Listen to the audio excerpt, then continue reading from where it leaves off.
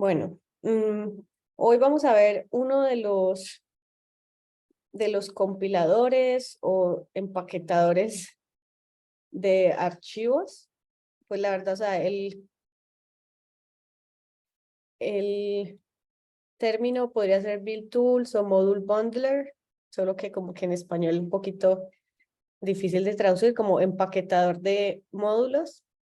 Entonces, son herramientas que existen para el desarrollo web que nos permite como por así decirlo, traducir el código a algo que el navegador pueda leer, ¿listo? Porque a veces hay muchas tecnologías web que se van haciendo cada vez más complejas y simplemente por tener los archivos que sean de JavaScript, no significa que eso ya va a funcionar en el navegador. El navegador por defecto, por excelencia, solamente recibe estos tres tipos de archivo: HTML, CSS y JavaScript. Pero pues para el desarrollo usamos otros tipos de archivos. Ya hemos visto que tenemos SAS, por ejemplo, y tenemos que hacer unos comandos para que SAS pueda, así estoy grabando, para que SAS pueda traducirse a un archivo SSS. Entonces lo mismo pasa, por ejemplo, si usamos un archivo de TypeScript, el navegador no lee TypeScript, entonces ese archivo de TypeScript se tiene que convertir a JavaScript. React, que de hecho vamos a ver si en las últimas semanas sacamos un par de clases y vemos una pequeña introducción a React. React también tiene sus propios tipos de archivo porque ellos combinan dentro del archivo JavaScript, combinan plantillas de HTML, entonces ese archivo se llama JSX, y eso también tiene que traducirse a JavaScript. Bueno, entonces hay un montón de archivos. A veces, sobre todo para los navegadores un poco más viejos, pues tenemos cosas del lenguaje de JavaScript que no funcionan. O sea, hay unas versiones de JavaScript que van saliendo cada año y eh, digamos que tal vez las cosas más modernas no están disponibles para todos los navegadores. Entonces, lo que hace estos empaquetadores, estos eh, empaquetadores de código, compiladores, transpiladores, es convertir eso en archivos que el navegador sí pueda leer. Entonces, esto puede ser una versión de ECMAScript de JavaScript 2020 y el navegador solo lee hasta 2018, entonces se traduce como hasta la versión de JavaScript que sea la más compatible con todos los navegadores. ¿Listo?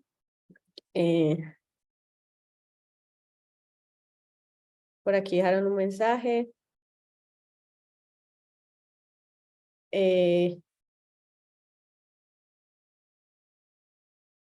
De cosas de commit. Hay unas formas de commit que son supremamente largas, que toca decir un montón de cosas y pues a mí eso me parece que no es tan práctico, pero por lo menos lo del commit, como les decía, digan qué sección trabajaron, qué hicieron, no sé, cambios mobile para la sección de contacto, cambios mobile para el header y así.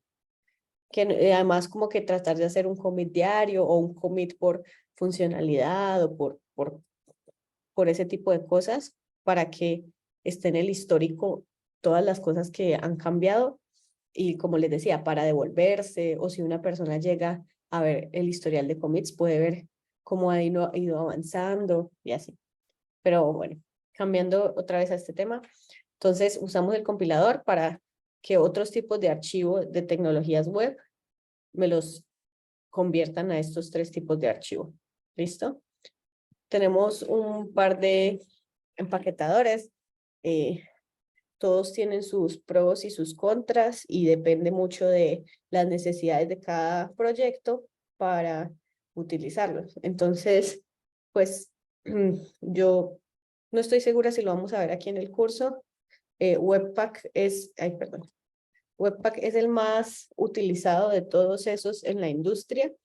Es también uno de los más complejos, necesita muchas configuraciones para poder trabajar, pero pues probablemente si escuchan hablar de Webpack, pues por lo menos que sepan para qué sirve. Pues está Parcel y Rollup, son otros dos que son un poquito más sencillos, tienen unas configuraciones más fáciles de hacer. Está este que se llama Bit. Yo le decía Bite, pero por ahí en la documentación leí que se decía Bit. Entonces, pues este también, este es nuevo, pero se ha estado utilizando mucho y además tecnologías muy importantes de la industria decidieron confiar en Bit. Por ejemplo, pues por ahí lo explicaba antes, ustedes saben que hay tres tecnologías web que son las cabezas de todo, que se llaman Angular, React y Vue. Y Vue para su última versión está todo basado en Bit, o sea, usa Bit para compilar todos los archivos. Entonces, esto le ha dado como mucha confianza a las personas, mucho peso. Este es de los más fáciles de configurar, de los menos pesados. Entonces, ese es el que vamos a ver hoy. Entonces, pues ya podemos empezar. Cuando ustedes entran a la página, que esperen, se las voy a dejar en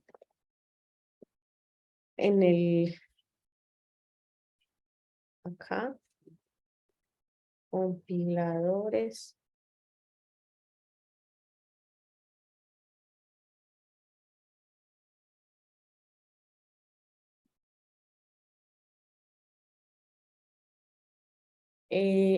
Tenemos esto, que ya se los voy a explicar también, pero voy a poner aquí.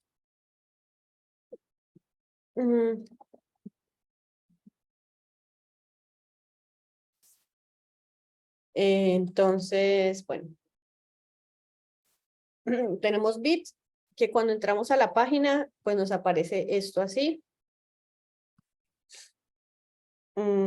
Aquí lo que les digo que aquí fue que supe cómo se pronunciaba. Vite. Bit. Entonces, bueno,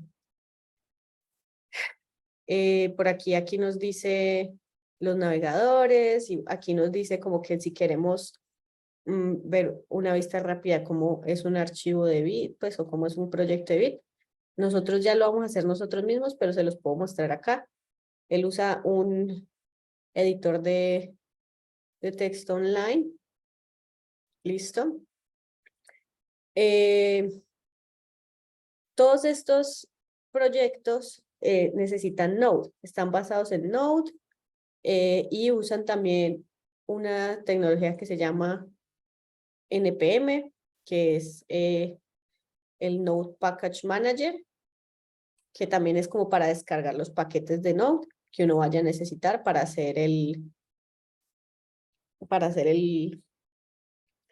proyecto.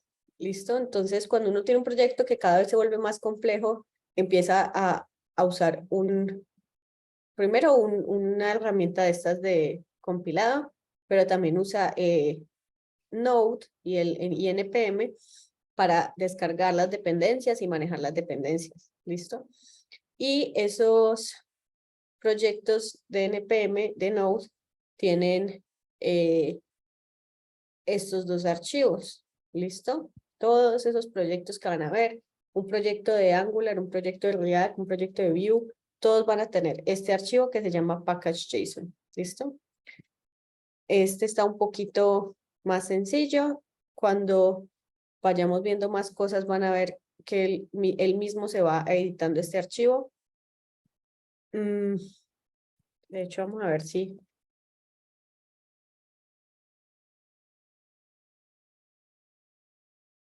Bueno, no. Ahorita les muestro el package.json que utilizo yo en mi proyecto.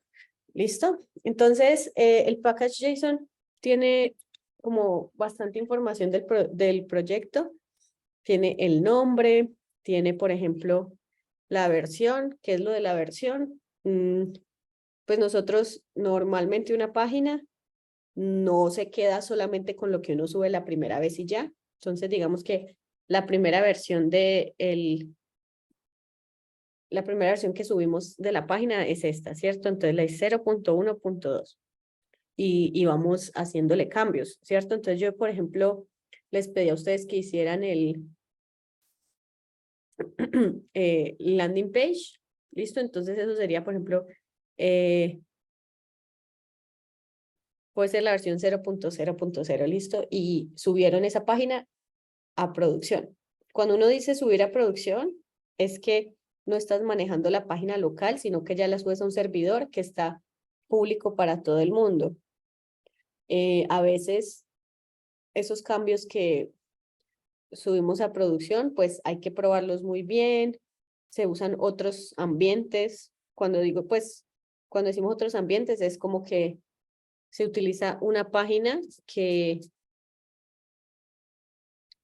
como digamos, un dominio distinto que no tiene acceso todo el mundo, pero como que simula las condiciones de el dominio principal. El dominio principal es este, la página que dice .com.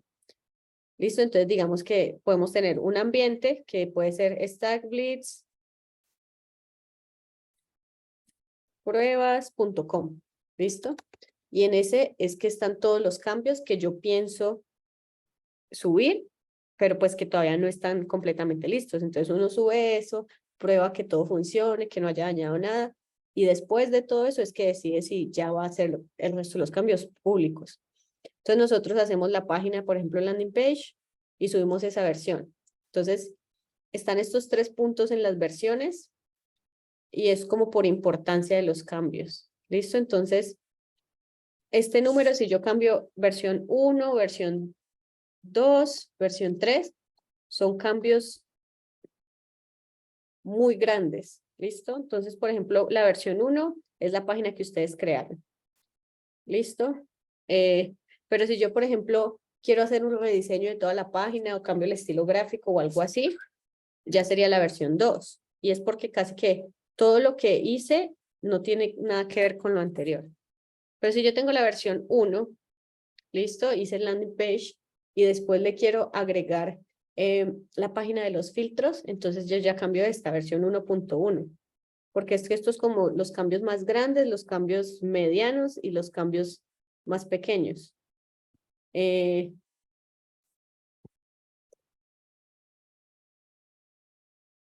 Vamos a ver si aparece, por ejemplo, usted dice Major, Minor y Patch.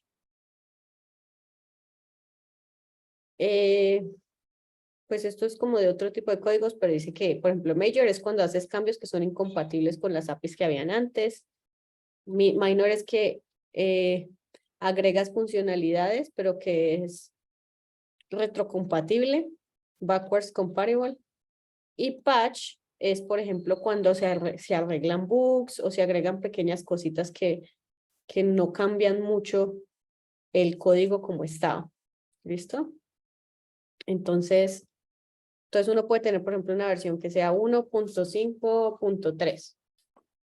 ¿Listo? Y así ya cada vez que uno quiera subir cambio a producción, esta versión debería cambiar dependiendo de lo que uno haga. Bueno, y tenemos esta otra parte aquí que dice scripts. Estos scripts los usamos para en la consola ejecutar la aplicación, o cuando es build, es que yo saco la versión que voy a subir. De hecho, el build lo que hace es lo que les decía de traducir el código para que sea algo que el navegador pueda leer. ¿Listo? Lo que está aquí en la presentación, cuando yo hago build, es que todo esto ya lo convierto en estos 3 archivos y me genera los archivos que yo puedo subir. Este preview, pues me imagino que es una forma para ver rápido lo que está pasando, pero no hay cambios. Entonces, estos 3 scripts, digamos que depende de la tecnología, pueden cambiar. Y uno lo que hace es que sabe que para qué se usan esos scripts y los utiliza mientras esté desarrollando. Acá hay una que se llama Dev Dependencies. Estos son dependencias de desarrollador. Esto significa que esas dependencias se usan en los ambientes locales, pero no se usan en los ambientes, pues en el producto final. Y pues este no lo tiene, pero uno también usa dependencies así, y aquí usamos otras librerías que sí se pueden usar en el local. ¿Listo? Tenemos infinidad de librerías. Estas librerías ya podrían no ser las librerías que nos ayudan a compilar el código, como por así decirlo, sino que son, o las librerías de pruebas unitarias ni nada, sino que estas librerías ya son como las que son completamente externas. En el caso de los que usaron Swiper para el landing page, Swiper estaría acá. Hay una librería de fechas que se llama Moment. Y bueno, otra infinidad de fechas, de librerías, se pondrían acá. ¿Listo? Por ejemplo, les había dicho que les iba a mostrar mi proyecto, que es bastante complejo y creo que no tengo permiso de mostrarlo, pero igual lo voy a mostrar. Porque usamos un empaquetador de código. Si ustedes ven mi proyecto, este es el proyecto en el que yo trabajo, muchachos, y yo no sé si yo se los he mostrado en esta clase a ustedes, pero pues miren todos los archivos que nosotros manejamos. Todo esto. Entonces, pues necesitamos el empaquetador para que sea un poquito más fácil de manejar. Y también tenemos, como les había dicho, el package JSON y el package log. Está lo que les decía, los scripts, está el dev, el build. Esto cambia en ese porque como mi proyecto tiene otra tecnología, él usa esa tecnología para compilar. ¿Listo? Entonces acá está el comando que yo uso y él como que traduce. Esto es como para guardar comandos rápidos. Yo podría usar este def o podría hacer este comando así tal cual y igual me debería funcionar. Entonces están estos scripts. Esto del browser, la verdad, no sé qué es. Está esto de las dependencias. Entonces, miren, todo esto son librerías, la que les decía de Moment, Chart.js, librerías externas. Muchas son librerías de componentes, librerías de UI que nos sirven para tener más cosas en nuestra página. Y estas son las librerías de desarrollador. Está esta de Babel, esta de los tipos de TypeScript, esta ESLint, que es para que me diga qué cosas del código no es que estén escritas para romper el código, pero que no tienen las mejores prácticas. Jest, que es para pruebas unitarias. Styling también, que es lo mismo, que sirve para lo mismo de ESLint, que es como para tener el código un poco más organizado. Bueno, como otras herramientas que solamente uso a la hora de desarrollar, pero que no quedan en el producto final. Listo, y miren, por ejemplo, la versión. Y bueno. Entonces, digamos que entre más grande se va volviendo el proyecto, pues este archivo de package JSON va cambiando. ¿Listo? Y pues si vemos esta aplicación que él nos crea por defecto, tiene un contador que al hacerle clic aquí, va subiendo el código. ¿Listo? Tenemos un index HTML en este código y ellos lo que hacen es que le ponen ID app y luego aquí tenemos un main.js que es como lo que nosotros usamos como el script y simplemente hacen que lo que tenía el ID app y agregan en el inner HTML todo esto. Podían haber agregado el código directamente aquí, pero lo quisieron agregar acá en el main.js, entonces pues decisión de cada uno. Y pues tienen este método, setupCounter, que está aquí, este método. ¿Listo? Entonces este proyecto es un proyecto para Vanilla JavaScript. Aquí lo tienen como todos los ejemplos, Vanilla TypeScript, Vue, React, Lit, Svelte. ¿Listo? Entonces nos dicen acá, creamos nuestro primer proyecto. Entonces, creémoslo para que ustedes vean cómo se hace. Voy a cerrar esta librería, esto aquí, esto aquí, esto aquí. Listo. Entonces podemos abrir la terminal.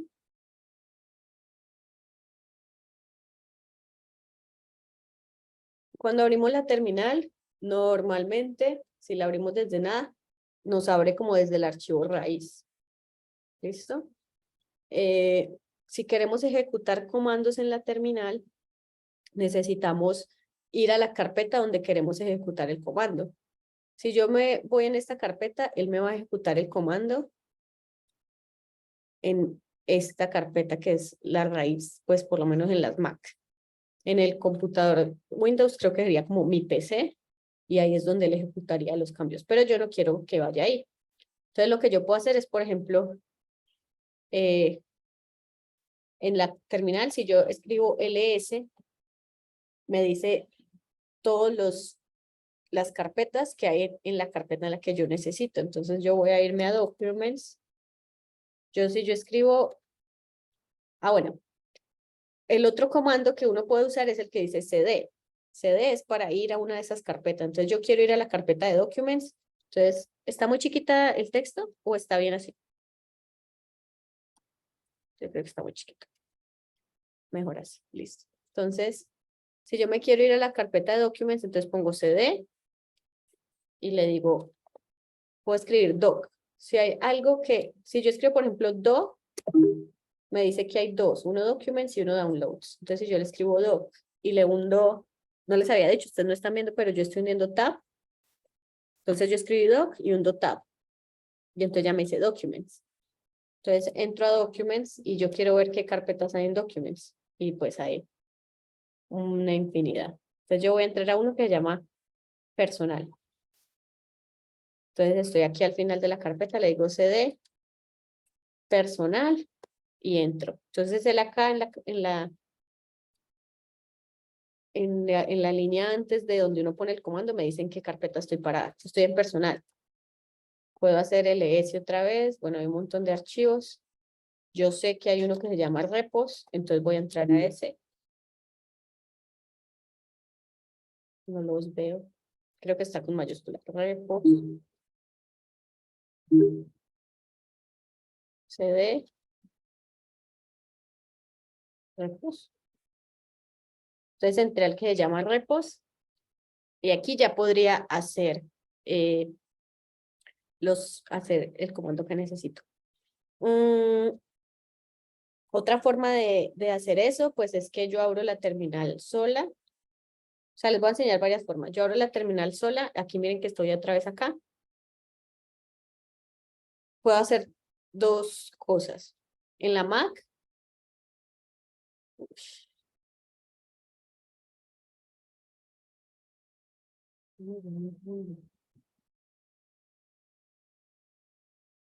En la Mac, no, perdón. En Windows, cuando uno está aquí parado, le aparece como una ruta de todo lo que uno necesita, entonces puede seleccionar eso y copiar la ruta, y así puede hacer CD y copia y pega la ruta acá, copia y pega la ruta y él lo deja ir. Aquí en Mac, por ejemplo, yo puedo hacer dos cosas. Yo puedo estar parada aquí en repos. Si yo llego y pongo mi terminal, esto no debería estar así. Si yo tengo mi terminal acá, yo puedo llegar y le digo CD, y si yo arrastro la carpeta que necesito, él me pone la ruta de donde yo quiero que vaya. Entonces me dice users, y ya, entro a esa carpeta. O otra forma es que yo, en Windows también, esto no funcionaría aquí en Mac, pero pues se los estoy diciendo de una vez, es que yo me paro en la carpeta que yo quiero, hago clic derecho y me va a decir acá abrir en terminal. Entonces, en el menú de acá les diría abrir en terminal y ya abrirían esa carpeta en la terminal. Y otra de aquí de la Mac es que yo puedo llegar, cojo esta carpeta, la arrastro hasta el logo de la terminal y él ya me abre la terminal estando en esa carpeta. ¿Listo? Entonces ahí hay varias formas de llegar a las carpetas. Una es aquí navegando por la terminal, otra es arrastrando, como les decía, con el clic derecho abrir en terminal. En Windows no está eso de abrir en la terminal, en Mac, pero en Windows sí. Entonces, bueno, ahí tienen esas tres. Entonces, eso significa que todo lo que yo haga ahora va a verse reflejado acá. Y lo que yo voy a hacer entonces va a ser crear un proyecto de Bit. ¿Listo? Entonces, acá me dice los pasos. Entonces me dice con NPM, es el que yo les dije. Hay otro que no es NPM, sino que es Yarn, funciona muy parecido. Y hay otro que se llama PNPM. Entonces vamos a usarlo con con NPM. Copiamos el comando y lo pegamos. Esto, ustedes solo necesitarían hacerlo hasta aquí, solo hacer ese comando ahí. Mi computador tiene unas configuraciones específicas porque este es mi computador de trabajo. Entonces yo le tengo que agregar algo más, pero esto ustedes no se lo tendrían que agregar, que es decirle de dónde quiero que me baje las dependencias, porque yo me las bajo de otro lugar, que es uno específico de mi trabajo. Entonces, esto es el que ustedes tienen por defecto, que sería este registry npm. Entonces, ustedes no tienen que agregar esta parte del comando, solo agregarían hasta acá. Listo, entonces yo hago esto y me dio un error, porque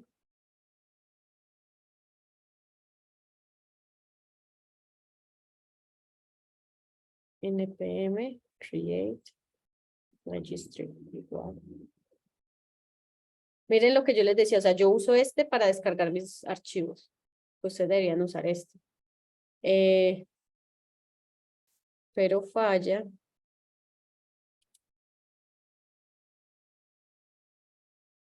No sé por qué está fallando.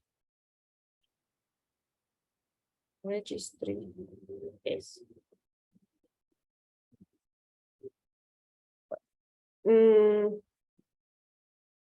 a conectar a la VPN de mi trabajo, que no sé por qué, pero de pronto es por eso.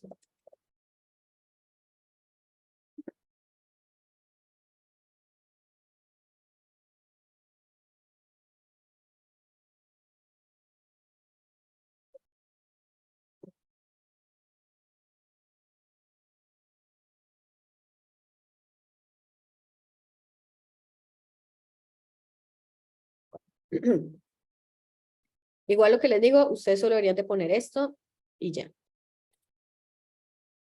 Listo.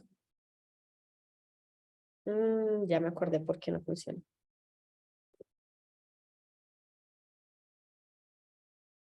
Bueno, otra cosa es que tienen que usar Node 16. ¿Listo?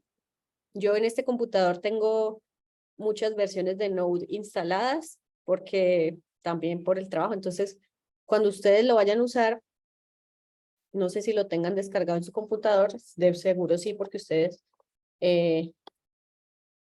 lo necesitan para la clase de ecosistemas, pues si es un computador nuevo, vienen acá a la página de Node y descargan.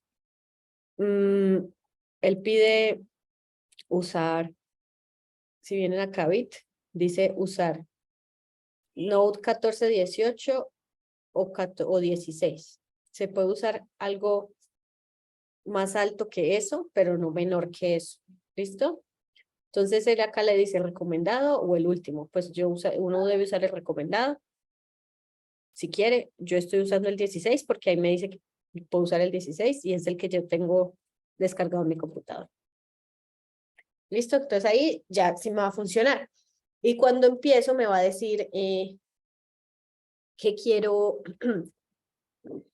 me va a decir qué quiero hacer. Entonces, pues me empieza a dar un poquito de pasos a seguir. Entonces me dice el nombre del proyecto. Yo le digo testing Vite en Vitest. ¿Listo? Me dice qué quiero usar, entonces me dice Vanilla, Vue, React, Lead, tal. Entonces yo le digo Vanilla, que si quiero JavaScript o TypeScript, yo quiero JavaScript y listo, lo creo. Y de hecho me dice, puedes usar CD, tal, y esto es para irme a esta carpeta, npm install y npm run dev,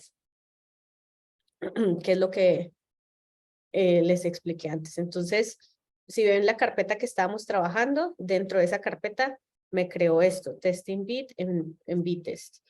Entonces, esto yo ya lo puedo abrir en Visual Studio y tengo este proyecto.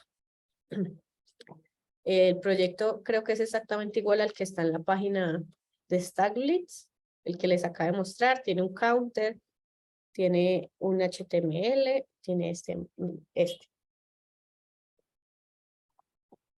Pero entonces, cuando yo me descargo un proyecto nuevo, normalmente las dependencias no están instaladas.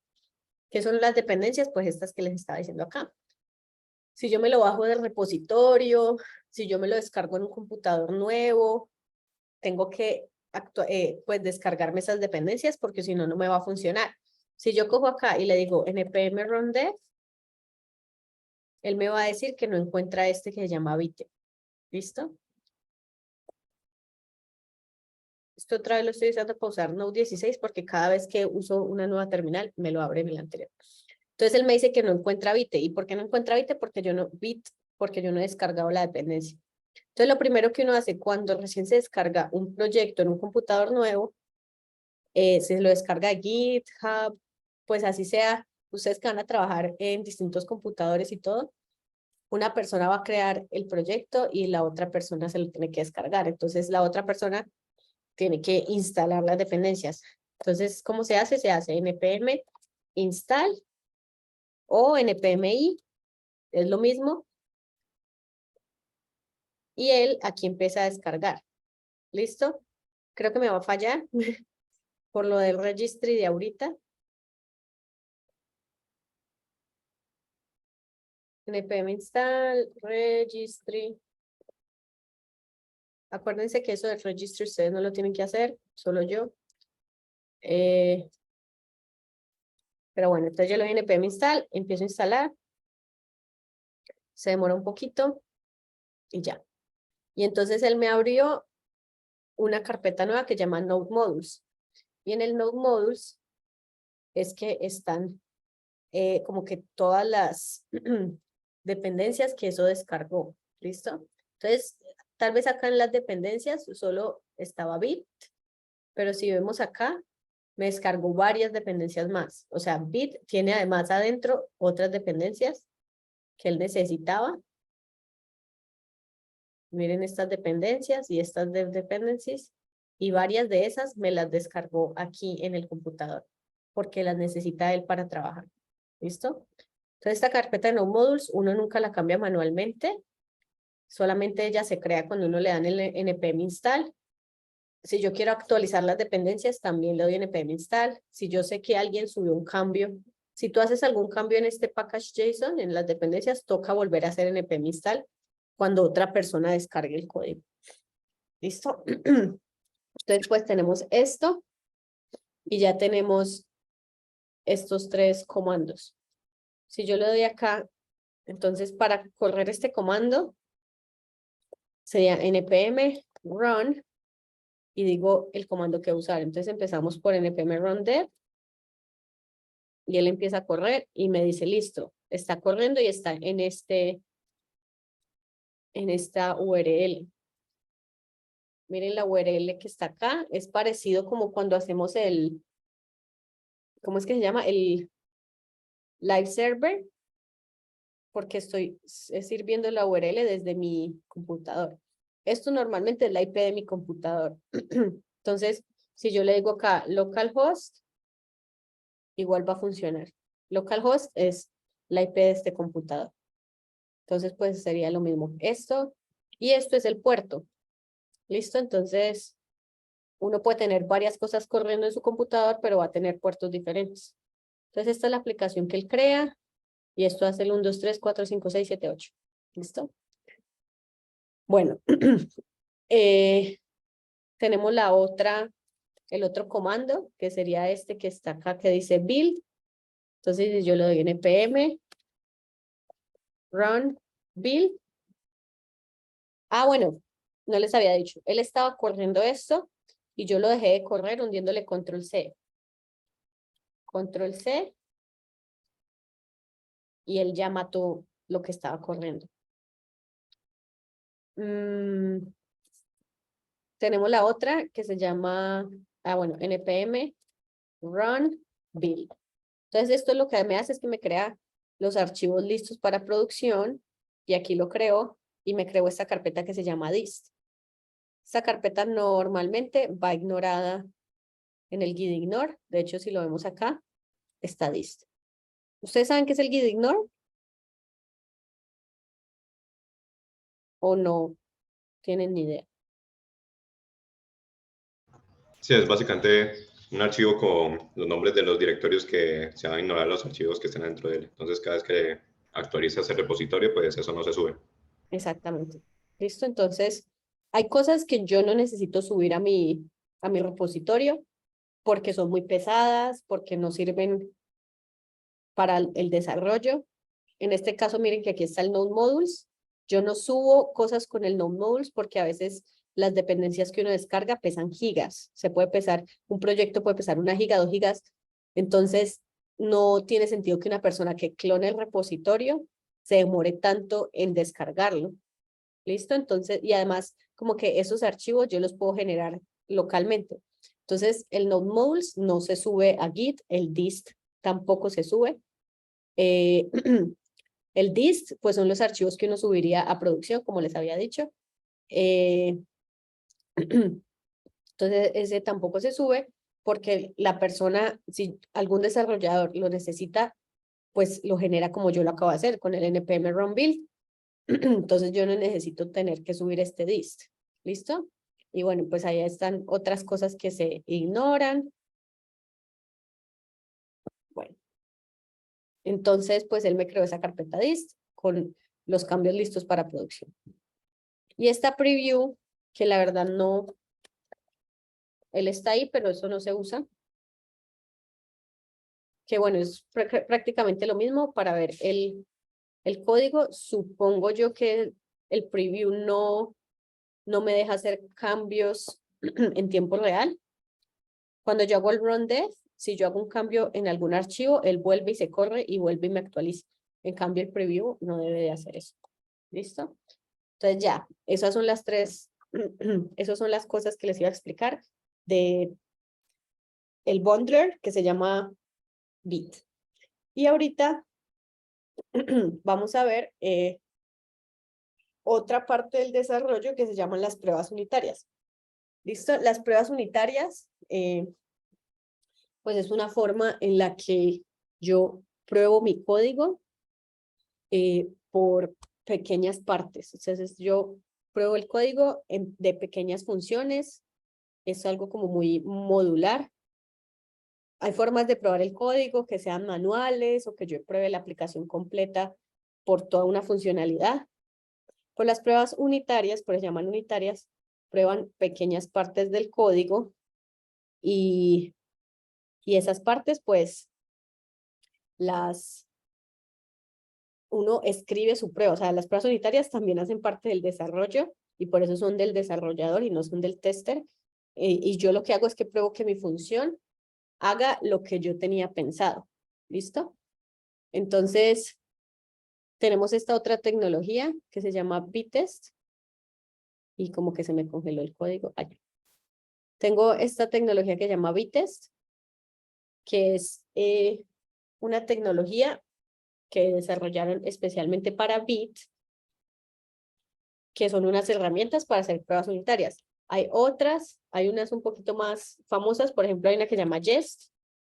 Jest es súper famosa para pruebas unitarias, que de hecho pues tiene J de JavaScript y es de test, por eso se llama Jest. Pero digamos que como estamos usando Bit, usemos esta de Bitest, que tiene cosas muy parecidas con Jest. De hecho, aquí dice que es compatible con Jest y funciona pues específicamente para eso. ¿Listo? Entonces uno le da aquí Get Started y me dice cómo lo voy a ir configurando. ¿Listo? Entonces me dice npm install -d bitest. Es el primer comando que él me quiere mandar a hacer. Entonces yo estoy en mi proyecto. Ya acuérdense que uno tiene que estar parado en el proyecto propio para poder hacer los cambios. ¿Listo? Aquí en la consola, por ejemplo, tengo todo esto y si yo lo quiero borrar, le puedo dar acá clear y ya me lo borro todo. Entonces, tengo aquí la consola y si ven acá me está diciendo que estoy parada en la carpeta testing bit y bitest. ¿Listo? Entonces él me dice que tengo que hacer npm install. Si fuera una dependencia normal, le quito el "-d", pero el "-d" significa que voy a instalar una dev dependency, una dependencia de desarrollador. Si yo le doy aquí enter, me va a fallar por lo que les decía del repositorio de npm, que a mí no me funciona por la configuración de este computador, pero ustedes no tienen que agregar esto. Entonces él ya empieza a descargar la dependencia. Y entonces miren que yo solo hice ese comando y él me cambió el package JSON. Me cambió el package JSON, me agregó esta dependencia de Vitest. Y si me vengo acá al Node Modules, también me instaló más dependencias y me instaló esta de Vitest y otras más que él tiene como subdependencias. ¿Listo? Entonces, ahí está eso de instalar las dependencias. Y me dice, aquí la documentación, que tengo que hacer un archivo de configuración que se llame vite.config.typescript.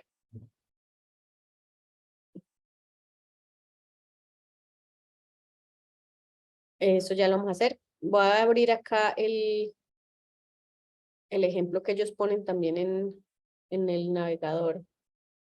Ahí tenemos una carpeta de pruebas. Esto no sería un proyecto web, por eso ni siquiera me corre nada visual.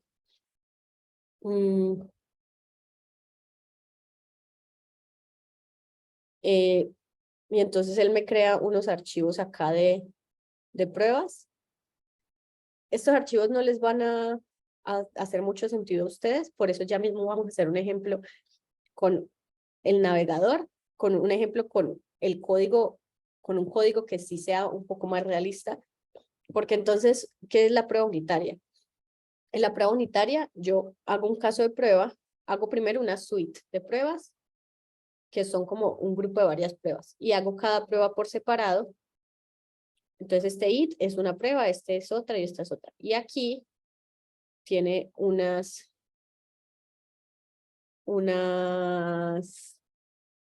pues un string, y aquí yo digo que hace la prueba.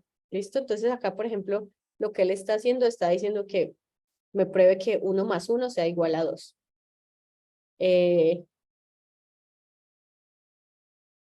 Eso no, para mí esas pruebas no tienen mucho sentido las del ejemplo, entonces ya vamos a hacer unas que ustedes le vean un poquito más de sentido.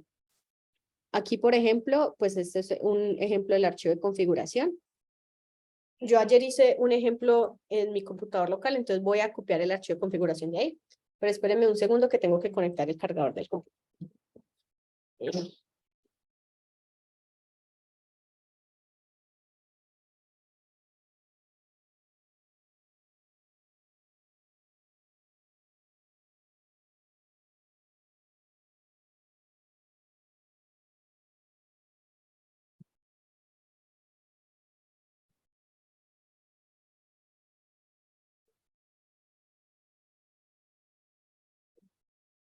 Bueno, entonces, sigamos. Counter. Esto es un archivo que yo hice ayer de pruebas, pero pues vamos a volverlo a hacer todo. Voy a copiar, entonces, esto no lo quiero aquí. Entonces, lo que me decía en la documentación es que yo creé un archivo de configuración que se llame vitest.config.typescript y ahí ya agrego las configuraciones que yo quiera. Entonces, esta global true, acá en este ejemplo me decía que usara global true para no tener que importar cosas que son siempre muy necesarias, como describe, text, expect. Si ustedes ven acá lo tienen que importar. Si yo pongo el global true, no lo tengo que importar. Y esto ya les voy a explicar qué es. Entonces, hay otra otra dependencia que voy a necesitar, que se llama Happy DOM. ¿Por qué? Porque si nos venimos acá al proyecto, pues tenemos el framework de pruebas unitarias es para probar código de JavaScript, ¿cierto? En general. Si fuera un proyecto de backend con JavaScript, lo probaría. Pero nosotros vamos a probar código de front. Y en el front usamos lo que les había dicho, el DOM. Claro, el DOM viene siendo este document que hace referencia como a todo el HTML que está renderizado.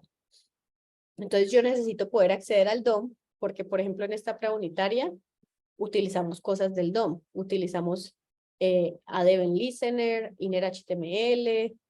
Acá le tenemos que enviar un elemento. Entonces tenemos que usar algo que tenga el DOM, pero como las pruebas unitarias no se corren en el navegador, sino que se corren directamente en la consola, hay que usar una librería que nos ayuda como a crear un DOM virtual para las pruebas unitarias.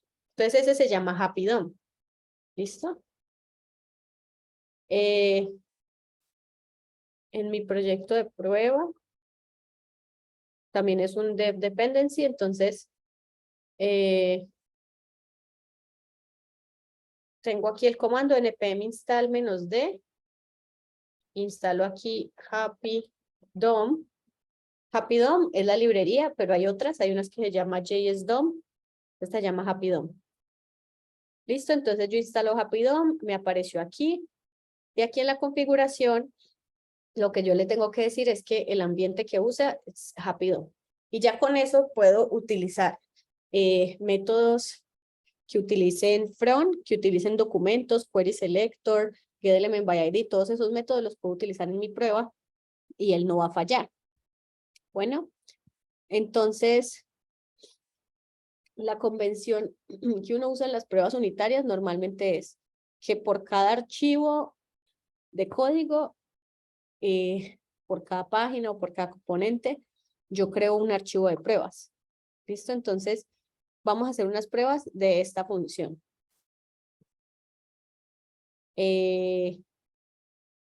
Aquí mismo, en la misma carpeta en donde yo tenga el archivo que voy a probar, hago un archivo que se llame igual, pero entonces ya le pongo el nombre de las pruebas. Spec es para pruebas unitarias del frontend.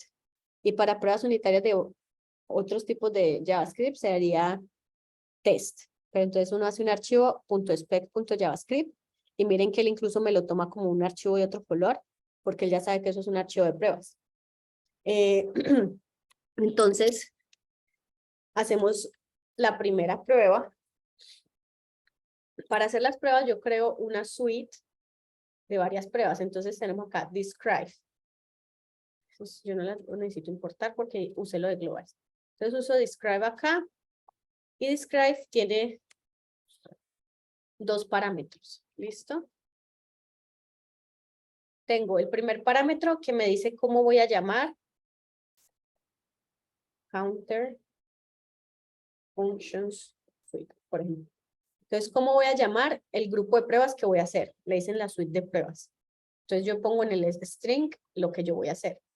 Y después hago una row function y aquí abro y hago el resto de las cosas. ¿Listo? Entonces ya tengo mi suite de pruebas. Y para empezar a probar, utilizo otra función que se llama it. Entonces yo le digo it también tiene dos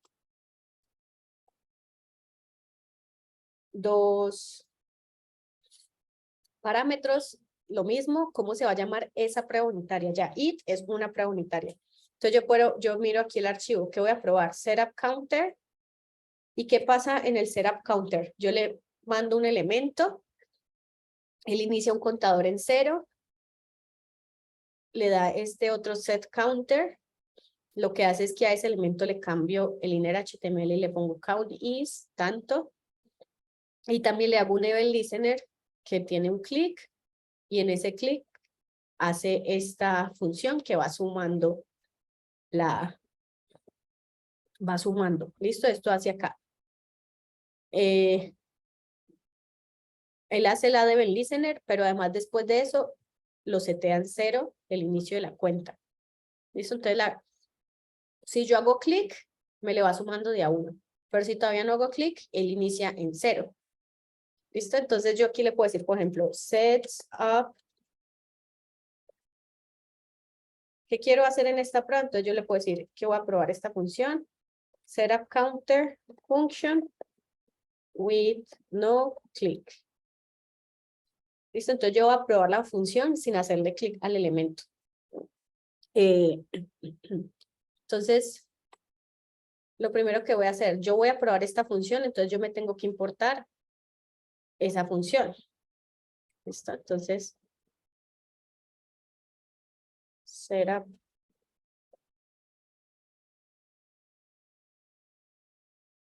Si venimos acá al main, así es como importan la función acá. Entonces yo la voy a importar igual. Entonces importo la función que voy a probar. Y entonces, pues, abro otra vez la prueba. Tengo el archivo counter. Y miren que lo que necesita es que yo le mande un elemento. Entonces yo voy a crear un elemento para mandarle. La prueba tiene 3 funciones, entonces uno le pone acá. Tiene 3 pasos. Estos son comentarios que usted lo puede hacer. El primer paso es arrange. El segundo paso es act. Y el tercer paso es hacer. ¿Listo? Entonces, arrange es, yo organizo mi código y hago cosas, genero como todos los elementos que voy a necesitar para poder hacer mi prueba. Act es que hago las acciones que voy a probar y assert es que verifico que las acciones que yo hice sí tienen el resultado que yo esperaba. ¿Listo? Entonces, arrange. Hay pruebas unitarias. Esta es una prueba muy sencilla, entonces solamente vamos a necesitar agregar un elemento nuevo para poder hacer la prueba. Entonces, en arrange solo crearía un elemento. Entonces yo puedo crear así, por ejemplo, elemento. Entonces yo le digo document.createElement y le puedo decir qué tipo de elemento es. Digamos que es un botón. ¿Listo?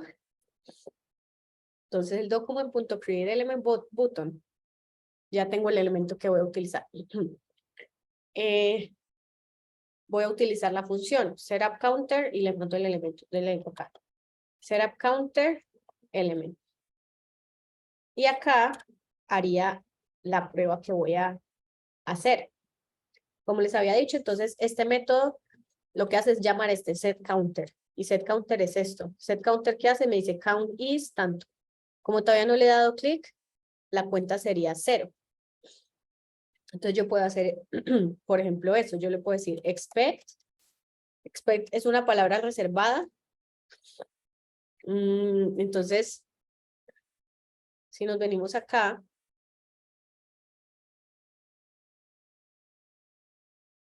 él acá me dice todas las opciones para usar con expect. Entonces ya vamos a hacer. Entonces yo le digo expect.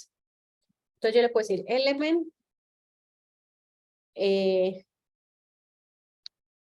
punto. Esto es un elemento de JavaScript, ve, un elemento de HTML, porque miren que yo lo creé así. Entonces tiene todos los elementos. Yo le puedo decir expect element punto. Miren lo que yo estaba modificando acá, inner HTML. Entonces yo le puedo decir element punto inner HTML to be, no, to equal. Y yo le digo aquí que estoy esperando que sea el igual. Miren que acá me dice count is y counter.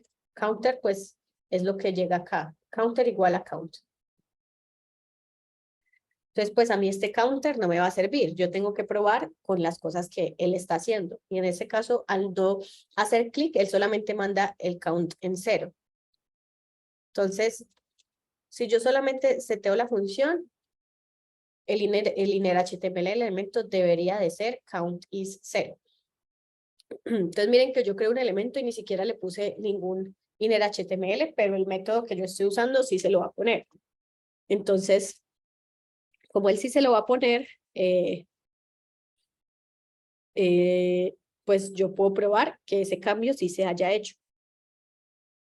Entonces ya vamos a probar. Aquí me falta agregar algo más. Para correr la prueba unitaria, necesito correr unos comandos de bit. Si nos venimos acá al el proyecto de prueba que ellos hicieron, en el package JSON, ellos tienen acá en los scripts unas pruebas extra que nosotros las podemos usar, o en mi proyecto de prueba yo agregué dos, este test coverage, este test y test coverage. Entonces estas me gustan un poquito más. Este no es. Entonces esto lo puedo agregar yo aquí en los scripts. Los scripts yo puedo crear en la cantidad de scripts que yo quiera, y lo que hace eso es que yo le pongo un nombre un poco más simplificado al script y él me va a correr esto en la consola. Si yo pongo test, me corre esto. Si pongo coverage, me corre esto. Entonces, listo. Entonces ya tengo esto, entonces voy a correr las pruebas unitarias. Si le digo acá npm run test, esto no lo he guardado, esto tampoco. Entonces le digo npm run test, empieza a correr la prueba y me va a decir que mi prueba pasó. ¿Listo? Si, por ejemplo, yo le digo aquí que la cuenta es 3, probablemente va a fallar. Y falla. ¿Por qué? Porque como yo no he hecho clic en el elemento, acordémonos de cuál es el proyecto que estamos probando, que es esta aplicación. Al hacerle yo clic acá, él va subiendo los números. Pero cuando recién inicio, ya no lo estoy corriendo, pero cuando recién inicio es 0. ¿Listo? Entonces él acá falla porque me dice que no es 3, sino que es 0. Entonces la prueba debería de tener un 0 ahí. Entonces yo ahí estoy probando que él funciona de esa forma cuando todavía no le he hecho nada más. ¿Listo? Entonces esa sería la primera prueba. Si yo corro el comando con coverage, él me va a decir, me está diciendo que no encuentra la dependencia de coverage, entonces que si la quiero instalar, la voy a instalar y tal vez vaya a fallar por lo mismo de mi navegador, por lo mismo de mi configuración del computador.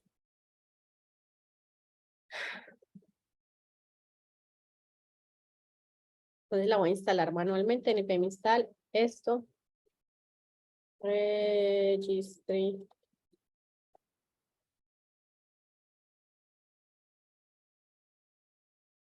Entonces lo del coverage es la cobertura. ¿Qué es la cobertura? Es como la cantidad de código que yo he probado.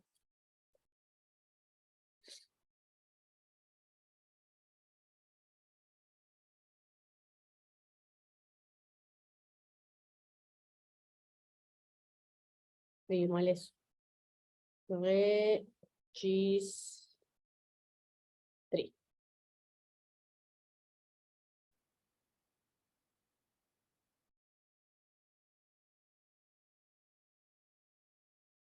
Listo.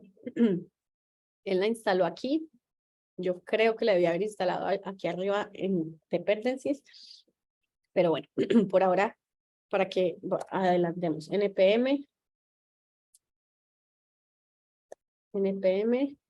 run coverage.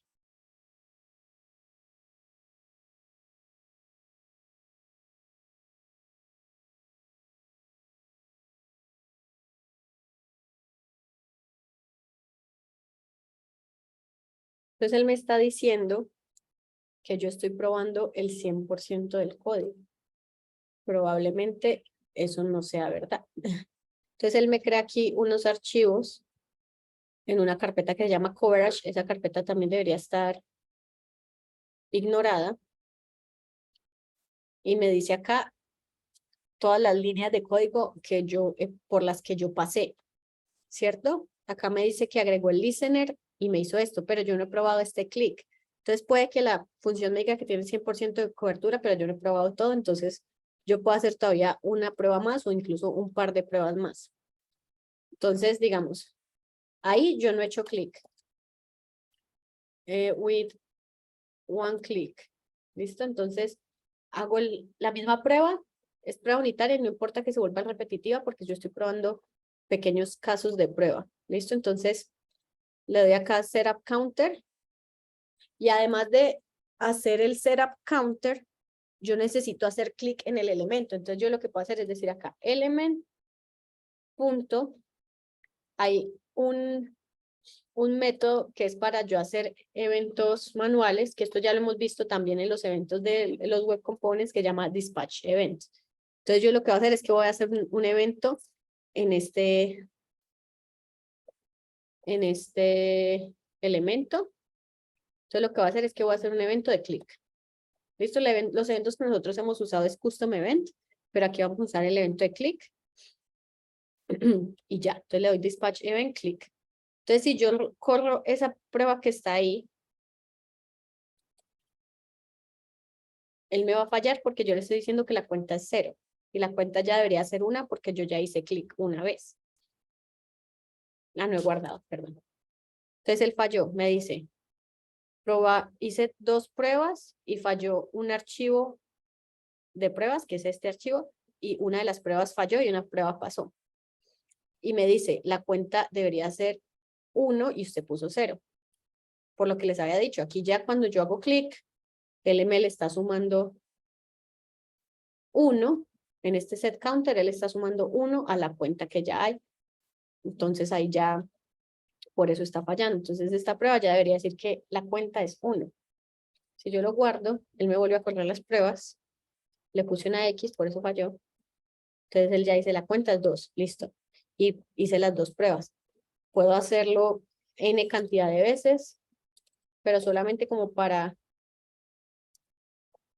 dejarlo hasta ahí. Digamos que si yo voy a hacer 2 clics, lo que haría sería simplemente este evento lo llamo 2 veces y hago acá. Entonces acuérdense, arrange, act, en el act hago todas las acciones que necesito y en el assert digo el resto de las cosas. Entonces acá ya debería hacer la cuenta 2 porque hice clic 2 veces y ahí sí falla. Ahí está bien. Si yo le digo aquí que la cuenta es 3, pues me va a decir que no, porque por obvias razones, porque al hacer clic 2 veces en esta aplicación, si yo hago clic 2 veces, me sube 2 números. Entonces, eso es lo que yo estoy probando. ¿Listo? Bueno. ¿Preguntas? Hasta ahí, muchachos. ¿Tienen preguntas?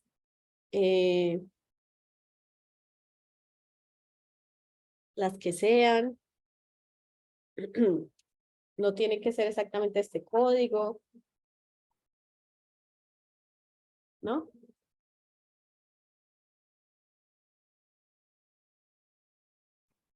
Yo quería preguntar cómo, ¿para qué se supone que vamos a hacer los test exactamente?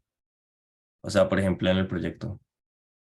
Nosotros, bueno, en general en la vida, uno hace las pruebas unitarias porque pues necesita que todo el código esté probado esas pequeñas funciones y son muy útiles las pruebas unitarias porque a veces si la prueba está muy bien hecha y yo hago un cambio que me va a dañar algo más, la prueba unitaria me lo puede decir, me puede decir que estoy haciendo algo mal, ¿sí? Si yo hice un cambio en mi counter y este counter ya no está funcionando como yo esperaba en las pruebas, la prueba me va a fallar y yo voy a decir, ay, pero ¿qué pasó? Y voy a entrar a revisar el código a ver por qué la prueba ya no me da o si tal vez yo necesito cambiar la prueba o necesito arreglar el código para que la prueba me funcione.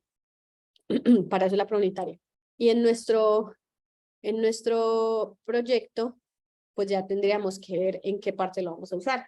Digamos que si en el landing page tenemos un carrusel, entonces si yo hago clic en la flecha, me está mostrando el carro 0, al hacer clic en la flecha me muestra el carro 1, al hacer clic otra vez me muestra el carro 2, yo podría probar eso, ¿sí? Que el elemento que se esté mostrando sea X elemento al hacer clic. O si yo hice un input de contacto, que yo pongo mi contacto y le doy enviar, y me dice, me abre un modal y me dice, su información ha sido enviada. Entonces, ahí yo puedo hacer una prueba unitaria de que de agregar mi correo y al hacer clic, el modal se abrió. Pues uno puede decir el modal cambió su CSS de display none a display tal. Entonces uno puede hacer ese tipo de pruebas. Yo creo que pues para las pruebas que más vamos a tener lógica, ya sería la parte del filtrado, por ejemplo, de que si yo hago un cambio en los filtros, el arreglo, no sé, yo hago un cambio en el filtro, entonces el primer elemento que me debería mostrar sería este, un ejemplo. Entonces, yo hice que solo me mostrara accesorios, entonces el primer elemento tiene que ser un bolso. Eso se pasa una prueba. Yo dije que me ordenara los elementos alfabéticos, no, que me ordenara los elementos por precio, entonces el primer elemento que yo ponga tiene que ser X. O sea, como yo conozco todos los elementos que estoy usando para mi prueba, o sea, la prueba no se hace sobre el código que uno tiene visual, sino que la prueba se hace sobre el código que yo haga en este arrange. ¿Listo? Entonces, si yo hago una prueba unitaria de los filtros, por ejemplo, yo le voy a mandar un arreglo de pruebas. No tiene que ser, por ejemplo, el arreglo con los 50 productos, sino que puede ser un arreglo de 3 productos. Y yo lo que voy a probar es que la función de ordenar me esté filtrando bien. Entonces yo le mando un arreglo de 3 productos, hago una simulación, también todo esto con código, de que estoy filtrando, y entonces yo ya tengo control y puedo decir assert, no sé, expect que el arreglo tenga tal tamaño. O sea, podemos hacer más pruebas más adelante, pero por ejemplo aquí en este expect uno puede decir not, to be close to be defined, to be undefined. Hay muchas. Por ejemplo, hay uno que dice que sea falso, que sea nulo, que no sea un número, que sea más grande que este número, que sea más grande o igual, que sea menor que. Entonces, por ejemplo, yo tengo un arreglo para las pruebas, yo hice un arreglo de 5 elementos y hago un filtro y ese filtro me debería mostrar 2 elementos. Entonces, yo puedo decir en la prueba que el arreglo tenga un tamaño de 3 o de 2. Y ahí la prueba me debería funcionar. Entonces yo creo que se va a usar para la parte de los filtros y para la parte de interacciones que hayan en el landing page. Los que tienen comentarios, pues también se haría para la parte de los comentarios. Por ejemplo, ordenar los comentarios y así. Para eso lo aplicaríamos nosotros en la prueba, pero esto no va incluido en el taller 2. ¿Listo? El taller 2 incluye lo que yo les expliqué ese día, lo que está en la diapositiva. ¿Bien? ¿Entendido?